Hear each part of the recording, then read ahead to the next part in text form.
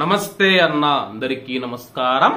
Kuwait లో కువైటీకరణ ప్రారంభమైన విషయం అందరికీ తెలిసిందే. దీంతో ప్రభుత్వ రంగంలో పనిచేస్తూ ఉన్న ప్రవాస ఉద్యోగులను తొలగించి కువైటీ పౌరులను ఉద్యోగాల్లో నియమిస్తూ ఉన్నారు.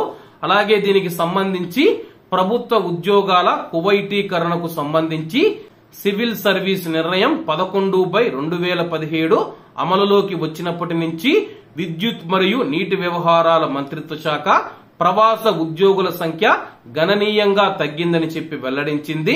2023-24 ఆర్థిక సంవత్సరంలో మంత్రిత్వ శాఖలో పనిచేస్తూ ఉన్న ప్రవాస ఉద్యోగుల సంఖ్య 491 మంది తగ్గి 1362 మంది ఉద్యోగులు ఉండేవారు.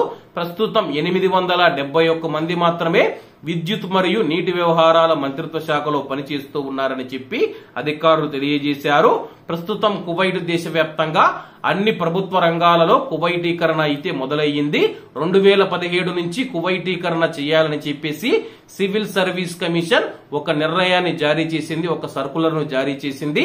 దాని ప్రకారమే కువైట్ లోని ప్రభుత్వ రంగంలో పనిచేస్తూ ఉన్న వేల మంది ప్రవాసులను ఉద్యోగాల నుంచి తొలగించి ఆ యొక్క ప్లేసులో ఆ యొక్క స్థానాలలో కువైటీ ప్రజలకు ఉద్యోగాలు ఇచ్చి నిరుద్యోగాన్ని తగ్గించేందుకు ప్రయత్నిస్తూ ఉన్నామని చెప్పేసి అధికారులు తెలుపుతూ ఉన్నారు.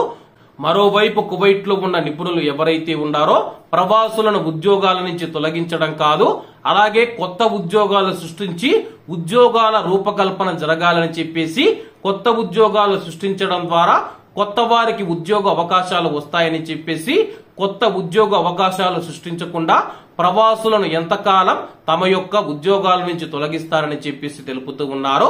కాబట్టి అందరూ బాగుండాలి, ఎందులో మనం ఉండాలి. అందరికీ నమస్తే అన్న, జై హింద్.